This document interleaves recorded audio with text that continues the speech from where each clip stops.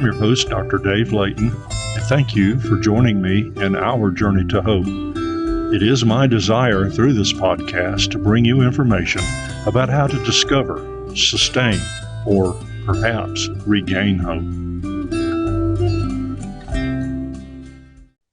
In this episode, I'm speaking with a new friend, Weston Brandon. Weston has been through what is perhaps one of the most devastating challenges to hope that any of us could face. He lost his wife shortly after the birth of their son. So his thoughts are incredibly relevant to helping us gain insights into how to discover, sustain, or regain hope. Hello, Weston.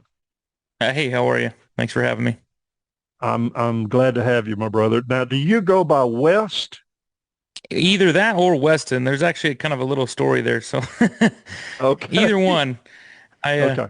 I grew up as a kid and I played baseball for a minute, and my teammates that I enjoyed hanging out with called me West as short, kind of like just Sure. the word for the direction. Family called me Weston, so it was like kind of a mix of all that. Uh-huh. And I remember we moved when I was a kid, and at the new school I got bullied, and so that hurts your self-esteem. And when people have bad self-esteem, they just don't like their name. So Yes. then I moved again, and when I moved a third time, and this was probably like ninth grade or so of high school. Remember when they asked me what my name was, I told them West because I liked when I was called that because it was on the baseball team. So Uh-huh.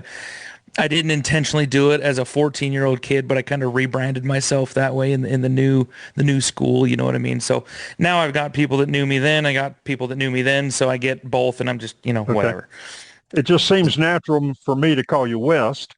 Uh, I Yeah. mean, both are good, strapping, manly names. So, all right.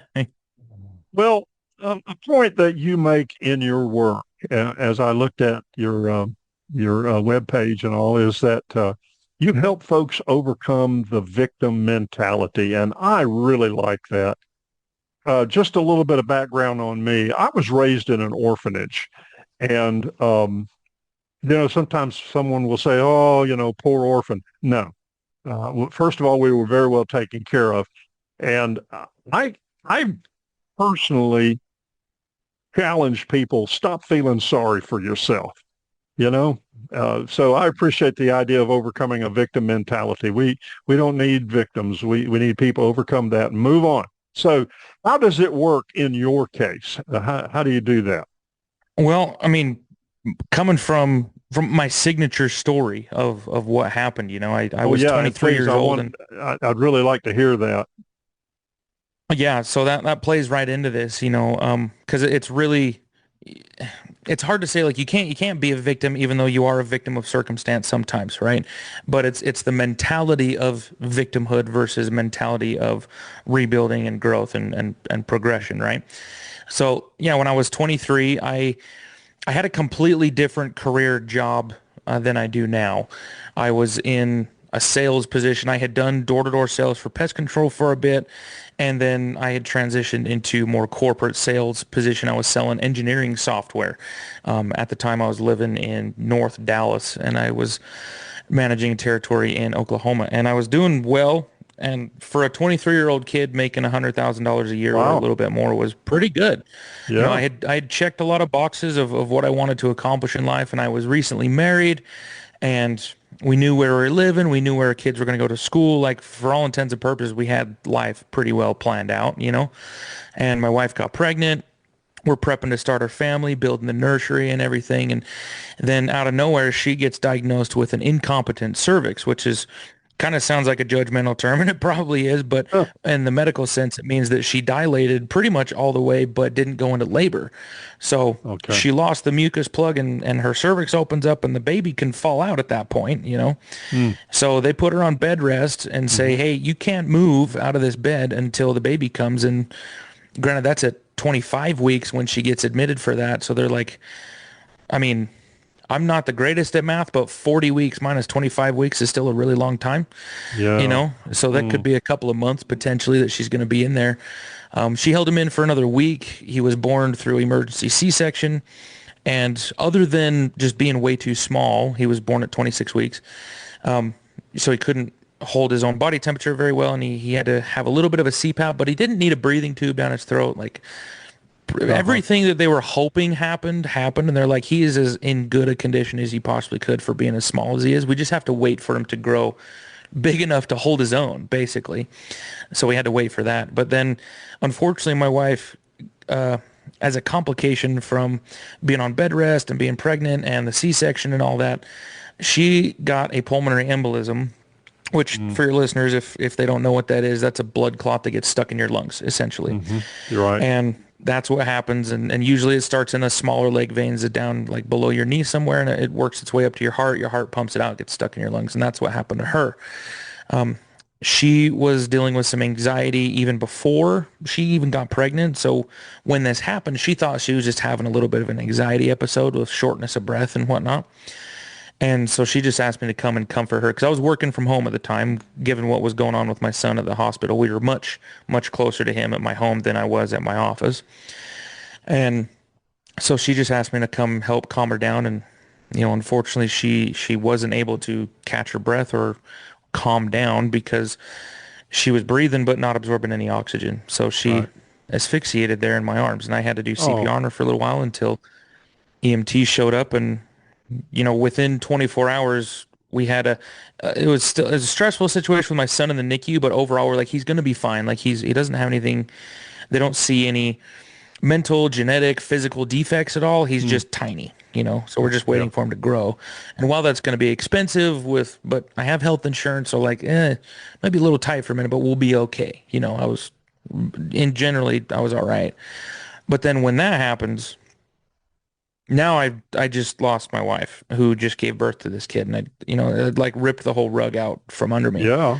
And I didn't know what the heck I was going to do, but I knew that if I stayed in that despair and stayed in that angry place, because when you lose someone, when you lose a spouse or you lose a child, like the anger is so easy to just get stuck in for forever, you know. And I come from an extremely strong faith background. I dedicated 2 years of my life to go teach people about Jesus before I did this sales thing.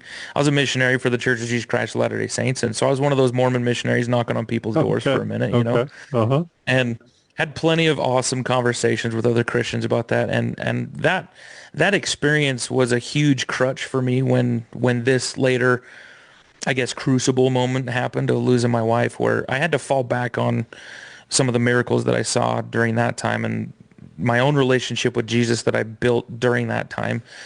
And when I lost her, it kind of brought all of that to a head. I was like, all these things that I've read in the scriptures, all these things that I've been taught, um, you know, the Christ dying for us and the resurrection and all these things that I grew up learning about, like it brought all that to a point.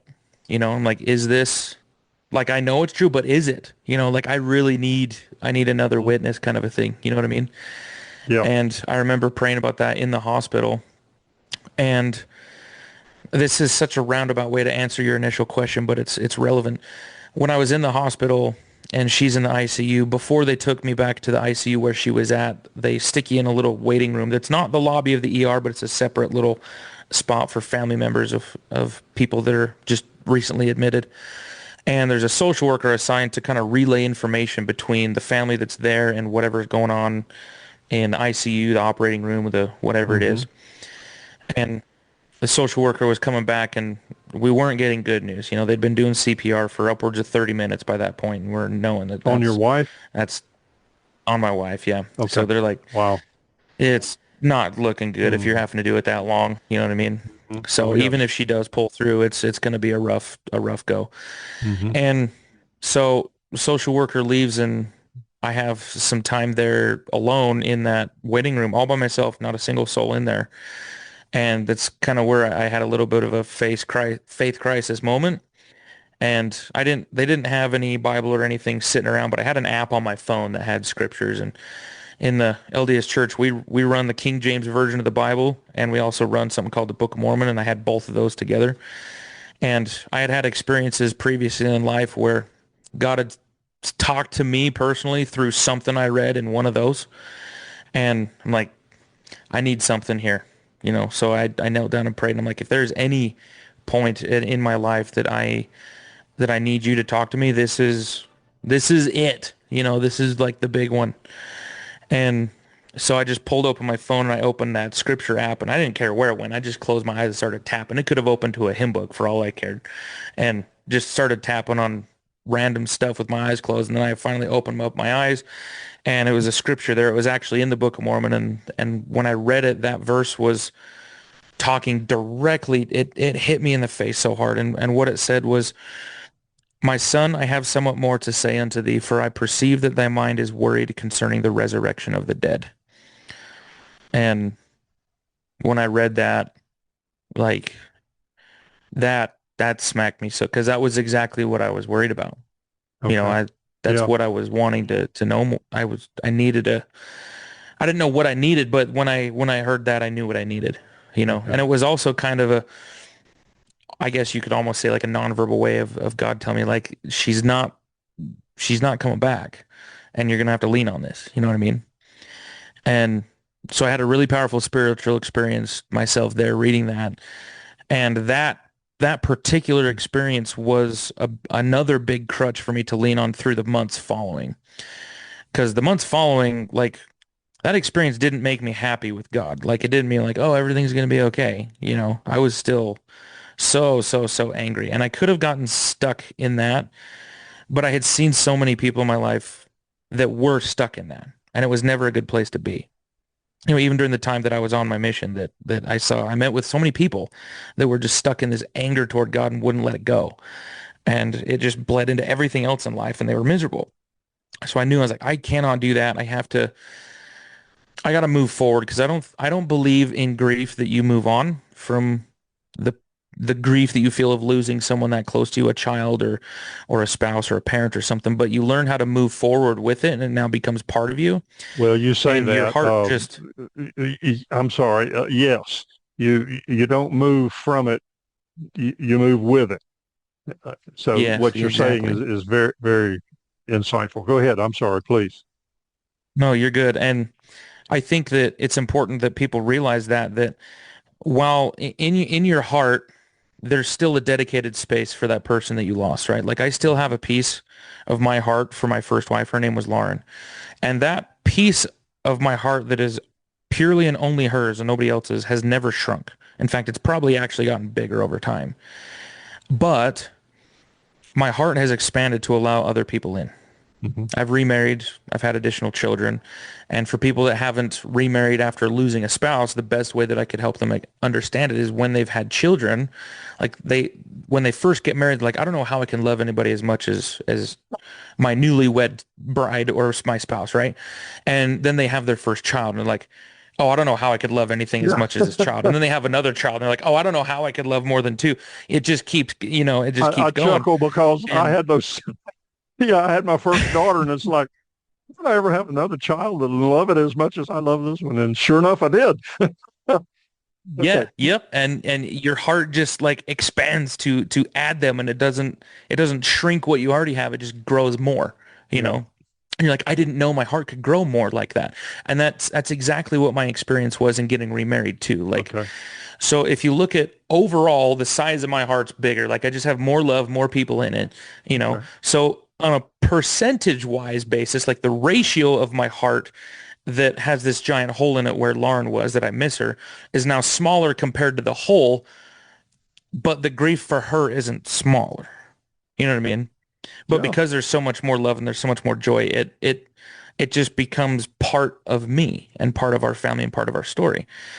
And I knew that something like that had to be possible from some other people that I had met previously in life. So I knew that my job as a husband, as a father, especially to my tiny little son, because that was my reason for even staying on the planet, because honestly, I wish I could have followed her there at the time. It threw me into such a deep depression, dark place that I Yeah. wanted to follow her because I didn't want to be anywhere where she wasn't. But the fact that he was here anchored me to the planet and anchored me to here because I had to take care of him, right? Right. Right. And I knew I was like, you know what? I don't have the nurturing mother chip installed in my DNA, and I can love this kid as a father, and I can take care of him as a father, but there's a nurturing piece to motherhood I think that exists that men just don't have, and there's nothing wrong with that. It's just not something that's in their DNA. Right. So I knew that if I was going to give my son the best life possible, I needed to at least keep myself open to the possibility of another relationship in the future, should God place one there. Or should that happen, I needed to make sure that I wasn't closed off to the possibility. Hmm. And so I went to therapy and really worked on some of the things that I was struggling with at those times. And I had to I can't say I had to bootstrap myself out of that because I needed the help of so many other people. I needed the help of my parents and even my in-laws and our neighbors. And we had such a good church home there in Texas. People were bringing over meals and taking care of us. And then I knew I was like, I need to go back to where my family's at, where I have more dedicated support of people that want to help, but they can't because they're physically not here. And all of my family's in Utah, and I grew up and I was born and raised in Utah. So I packed up all of our stuff and moved back there. And that's where I really started working on things and kept myself open to it. And things progressed pretty quickly. And I met the woman I'm married to now, and we got married, and I have a couple more kids now. So all of that to say the context where I'm coming from, I am very, very passionate about overcoming a victim mindset and a victim mentality because I have seen what the victim mentality does to people. Hmm. And when I had to climb out of that, I couldn't do my sales job anymore. I had a really good job, really good paying job, but the stress of sales quotas and managing people that I was in charge of for like accounts and customer and having a sales conversation on the phone was impossible. It stressed me out so much to pick up the phone and dial a phone number. I couldn't do it. And I tried for 7 or 8 months and I just could never get it back. It did something in my head that was just too hard for me to really figure out. And so through prayer and some pondering and counseling with my father and some other people, I decided to completely change careers. I went away from sales entirely. I went to trade school and I got into refrigeration and HVAC, and then I got into fixing commercial kitchen equipment, and somehow I Hmm. ended up fixing McDonald's ice cream machine and Wow. doing all the trades now. So the victim mentality started not for me, but the passion for overcoming victim mentality was something that was a little bit more natural to me just because of how I was raised. I was raised on a cattle ranch in kind of the desert of Utah Okay. and had a lot of work to do, and a lot of responsibility. If somebody left the gate open and animals got out, like that's on you, you can't pass the Hmm. buck on to somebody else. And so what was a little bit more natural for me because I was raised with it, I quickly realized was not natural to some other people because there's these new guys coming in that I was being asked to train that was both in my sales job before this happened, but also in my trades job after the fact. Once I really started getting good at it, that some of these guys that I was training didn't have the understanding of that.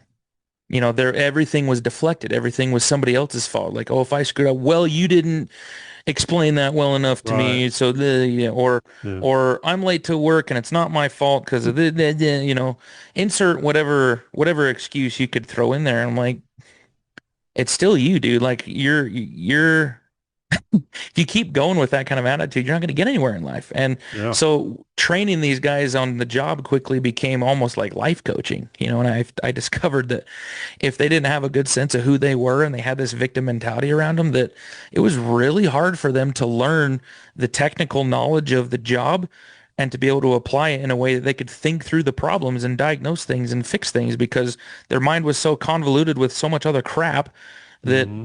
they didn't leave room for growing like that, so they didn't progress nearly as fast and ended up having to let some of them go. And guys were always asking me like, how'd you do it so fast? Like, you're so good at this. And I was like, I mean, there's probably a little bit of skill there on learning some technical stuff, but honestly, I'm authentic with myself and I know where my boundaries are. I know who Yeah. I am, and I don't Okay. allow my brain to get, Yeah. So you know, you were not looking in itself. You had a little bit of an, or very much an outward view away from self. Um, yeah, absolutely. instead of sitting Everything there that I was feeling doing sorry was, as the victim mentality, feeling sorry for self. Yeah. Got to Yeah, move I beyond. I had my son. Yeah. I Well, had to do yeah. everything for him. Yeah. And then when I get remarried and my second wife, she becomes pregnant with our second child, and we're like, I have to take care of them. I have this responsibility on my shoulders as the father and the husband to provide for my family. And I couldn't afford to have a victim mentality. I had Well, goals of how right. much money I needed to make and the things I needed to accomplish, and I would have just gotten in the way. Yeah. And I think I just knew that from how I was raised. Luckily, I had very good Yeah. parents. Well, from what you're, and that helped, obviously, a good foundation Yeah. to build from. All of that work ethic and view of life, all of that. It's something I noticed in looking at your website and reading a little bit about it. And then what you've been describing here is that you have a forward looking, I just mentioned about looking out of yourself, but you have a forward looking view instead of so much. Yes, the past is there, but that's not where you're dwelling. Paul tells us, forgetting what is behind, I press forward. And Hmm. Hmm. so that, I think that describes hope very well. Hope is a forward view. And the more hope, the more of a future we see, the less hope, the less of a future we see. That just makes sense. And so I think that fits very well with your understanding of the concept of hope.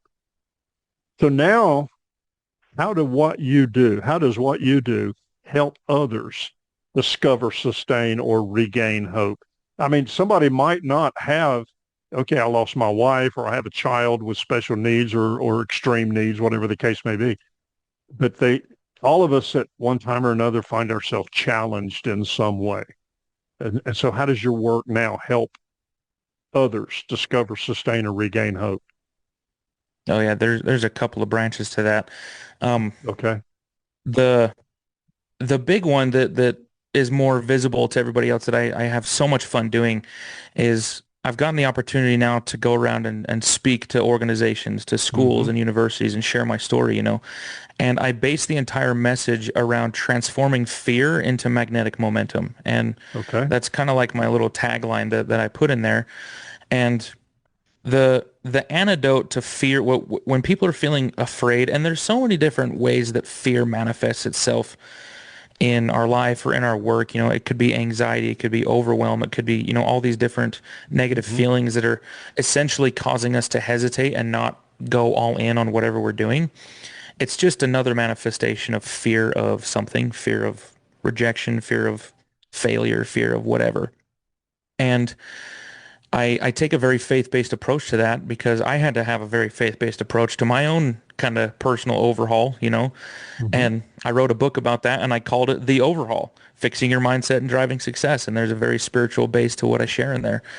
And essentially what I'm helping people do is I try to help them to understand that if they're looking for clarity on what do I do now, and they're sitting on their hands until God gives them an answer, Hmm. they're probably not going to get it because I Or it's think not that going to be what clarity they comes think it through. is. Yeah, I think that clarity comes through committed movement. I think that if we do enough work in our own mind and in our own heart, and that might involve a professional, a therapist, or something like it did for me for a season, that if you can figure out why you think the way that you do, why you believe the things about yourself that you believe about yourself, then you can start to pull the weeds away from your eyes that are, just distorting the way that you see the world and start to see yourself more authentically and especially your relationship with God more authentically. And if you can do that, then I think you start to be able to see the rest of the world the way that God sees it, in so much that you'll start to feel like there's a trumpet calling to you way off in the distance somewhere, like where your heart wants to go, what you feel like your life's purpose is, whatever that might be. Simon Sinek, famous motivational speaker guy, he talks about start with your why. And that's been so well known, and I'm sure some of your listeners will resonate with that and remember that because his TED Talk when he did that 10 years ago, it's one of the highest viewed TED Talks in the history of TED Talks. But when I was holding my son in my hands, he was my why. Mm-hmm. However, that didn't give me any clarity on what do I do. Mm-hmm. It just gave me a lot of pressure. This is why I have to figure it out, but it doesn't help me figure it out. So what I learned for myself was when I was really trying to figure out what is my why and how do I use that to go forward, what I was really trying to do was answer the question that really why presents to us, and I use that as an acronym, WHY, and it stands for what hails you. Okay. What hails you? And I think all of us have a piece of divinity in us, and there's going to be something that pulls to us. That is whatever that is what hails us. And unfortunately, once we get to it, once we find it, there's probably going to be another trumpet off in the distance that pulls us to somewhere else. But the only way, if you're thinking of that analogy, like there's something calling to me way out in the distance, and I just feel like I can't stay where I'm at. I need to go figure out whatever this is that's kind of tugging at my heart. The only way that you're going to figure out what that is actually start moving in that direction, you know? And you're probably going to have to course correct along the way, and that's totally fine. But the clarity comes while you're moving towards it, not by sitting here wondering what it is and waiting for somebody to tell you. You got to start moving that way. So initially, what hailed me was I need security for my son. I need Okay. financial security. I need family security. I need security because I feel like with the way my life had recently gone, security had been greatly threatened, right? And I needed to do what I could to do that. So that's what pulled me to do that. I was like, I need financial security. I need family security. So I'm going to start moving the best I can in that direction to create that security. And what I needed was found along the way. I found the woman that I'm married to now. I found a great new career, great new job. And if I would have just sat there and just been like, God, what do I do? What do I do? What do I do? He was already telling me. He said, you need security, but it's up to you to figure out, along the way what that means for you. And Mhm. he's totally willing to help you. So if I'm in a position to share a lot more of the faith-based perspective, because some organizations are like, we don't want to lean that heavy on that. We'll talk about, more of the story, which is fine. But if I have the opportunity to go the faith-based route, then I bring up the story of when Peter walked on water. And I ask people, whose idea was it for Peter to walk on water? Think of when Christ is walking across the water and they all freak out because they think he's the spirit, right? And they're like, "Oh my gosh, the spirit's coming." And the first thing Christ says is, "Be of good cheer, it is I." He says, "Be happy. Don't freak out. Like you're all right. It's me." And then what does Peter say? He says, "If it be thee, bid me come unto thee upon the water." Right? That was Peter's idea.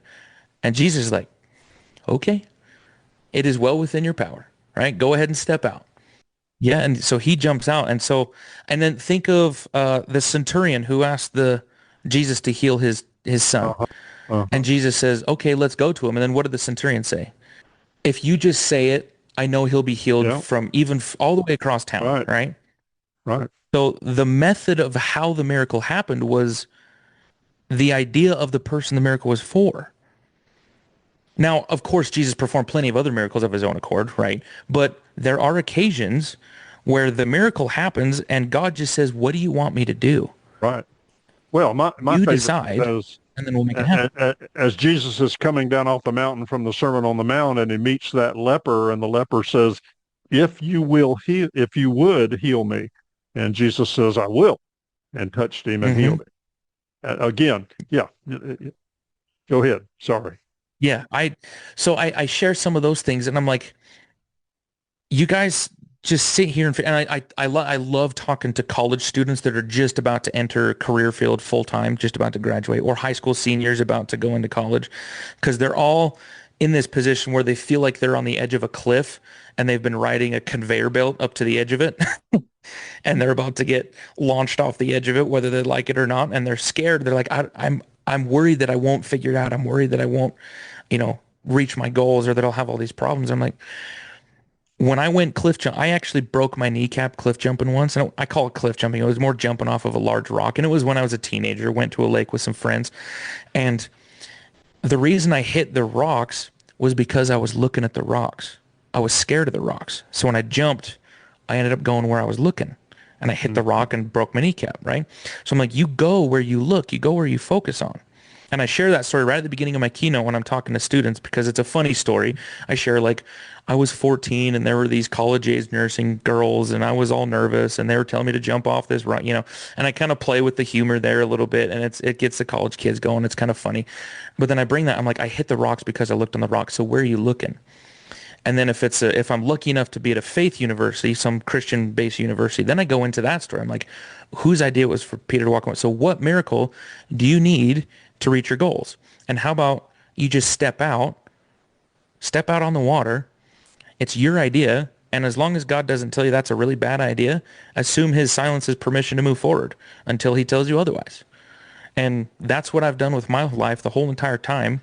And when I pray and I have an idea of what I think should be the best way to move forward to get some type of an answer or to accomplish some particular thing that we want, I petition it to the Lord that way and I say, I've I've really thought this through as best as I can and with my admittedly mortal mind and mortal understanding, this is what I think I should do.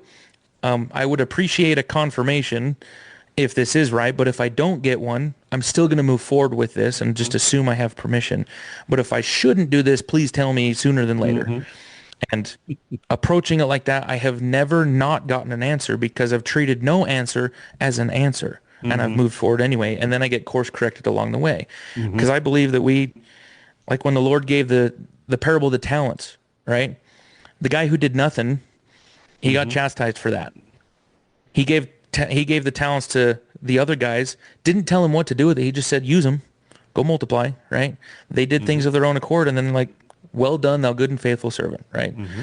So that's how I've tried to attack life now. And so far it's worked out. It hasn't gone always according to plan because we do get course corrections. We do have things happen, but I mean, in the end, it works out because I put faith in him and I decided not to be, it was really hard for me for a long time to not be angry at God. I was angry at him for a long time.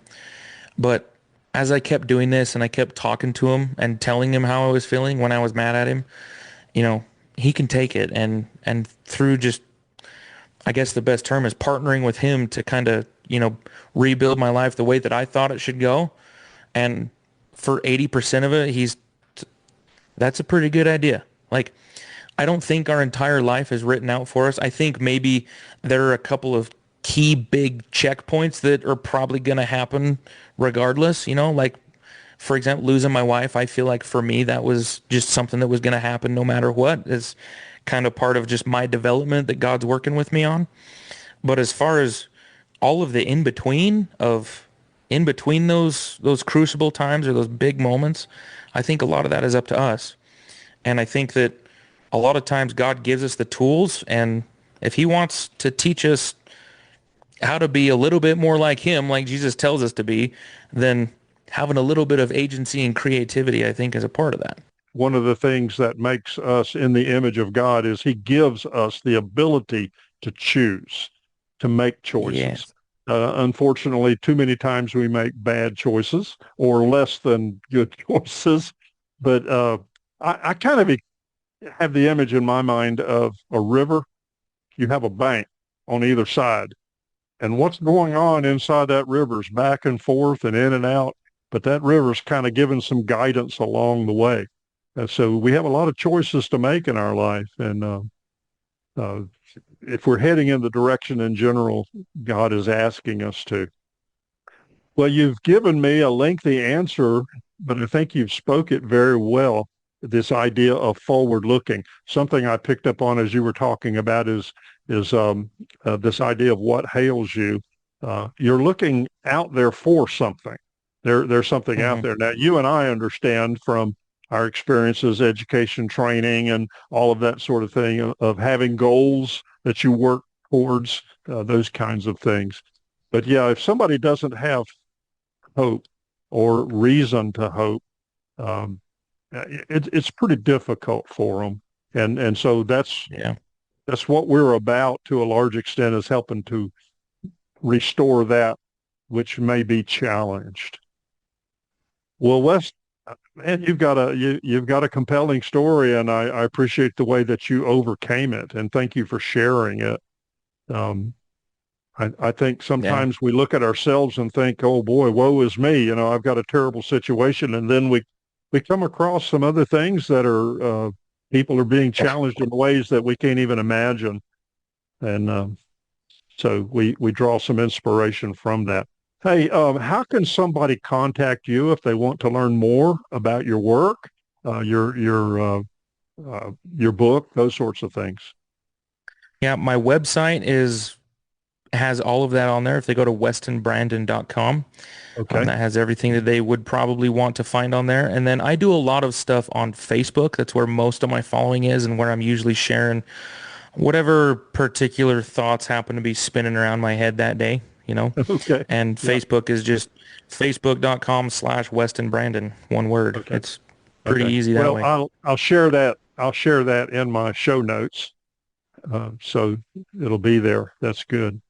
Yeah. And if anybody goes to the website, they should get a pop-up for a free ebook that I wrote kind of on the topics of what we just talked about how to partner with God to co-create your new reality kind of a thing. Like how do you work with God to create the miracles that you need to actually build what you want to build, and how do you make sure that he's okay with it? And so I dive into that. I dive into some biblical story. I dive into Moses and kind of how those miracles happen. And of course, this is all the gospel according to Weston, right? So I'm just giving you my thoughts and my Oh perspective on no, it. that's great. And That's then, great.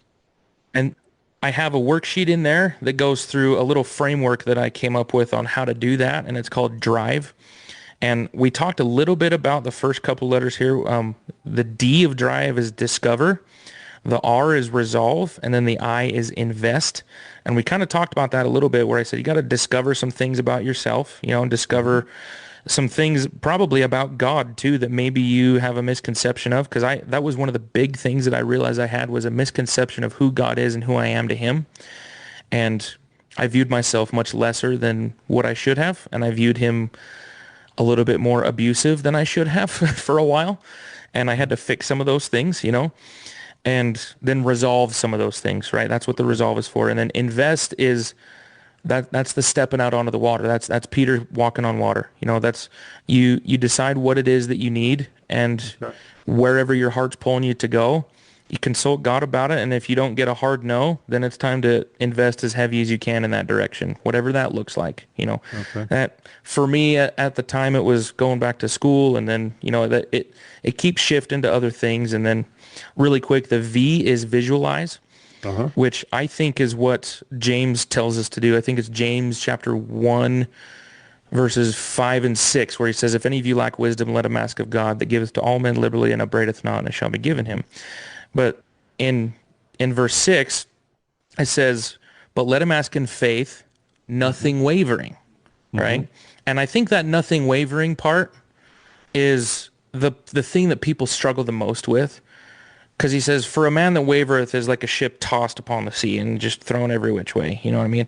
So I think that nothing wavering is that stepping out on the water. Like I have a really strong faith. I have belief that God's going to give this to me because I feel like this is where my heart's pulling. So I'm going to pray for it. I'm going to ask in faith. I'm going to actually believe that I'm going to get it, and I'm not going to waver from that belief. And the only way you can actually not waver from the belief is to move forward as if you've already got it. Step out on the boat, step out on the water because you know you're going to walk, right? Okay. That's the only way you can not waver. So Okay. that's the visualize, like actually put yourself as having reached whatever the goal is. And even if that goal is as simple as I want to feel not so in pain in my soul anymore. I want to have a good relationship Hmm. with God. I want to do, or it could extend into career. Like I want these big goals and whatever it is, like you put yourself as if you've already got it and you intentionally feel gratitude for having made it and then move forward as if it already exists. And then the E of drive is elevate. And I think that's the catalyst to the whole thing. If your goal, whatever you're working on, helps God bless his other children, then I think he's on board to accelerate it. So Oh if you yeah. just try to elevate as many people as you can, then I've found when I try to do that, things work out faster and better for my benefit if I'm intentionally using Yeah. it to help other people. You know Yeah. what I mean? So When that I that quick teach, little acronym, I have a worksheet in that free ebook okay. that people can download that takes them through that. And I just wanted to share that. So if they wanted to check that out, they want to get a little bit more information on how they can do that. Okay. That's something free that they can take if they want to check Okay. out the website. Okay. That's good stuff. I was just going to say, when I teach people about prayer, I talk about James when he says, you ask, but you ask amiss. You're asking for the wrong Mm, reasons. And part of what you just yeah. said is what I teach, that when you pray, you need to find a way in that prayer. Not, I'm praying for myself. I'm praying that I can use the blessing of that answered prayer to glorify God for his purpose. Yes. Yeah. And that puts it Hmm. beyond yourself. And God's going to answer that prayer without Seek a ye doubt. first the kingdom of God. Yeah. Right. Yes, There absolutely. you Okay. go. Well, Wes, thank you.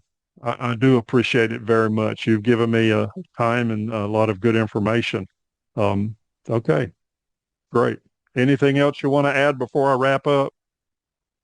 I think I've monologued pretty good. So if anybody wants to reach out, they can also shoot me an email, I guess. It's west Okay, at westonbrandon.com. I'm pretty active on there. I answer people's questions all the okay, time. okay, great. All right. Well, friends, thank you for joining Wes and I together as we journey to hope. I trust in some small way we have encouraged you to discover, sustain, or regain hope through this effort. I invite you to contact me if you have any questions or comments, or if you wish to share with me something you've experienced in your journey to hope. My email is info@ourjourneytohope.com. That's info@ourjourneytohope.com. And please share this podcast with someone whose hope is being challenged. I look forward to sharing more with you soon. Again, I'm Dr. Dave Layton, and thank you for listening. And until our next episode, remember, we give all glory to God our Father.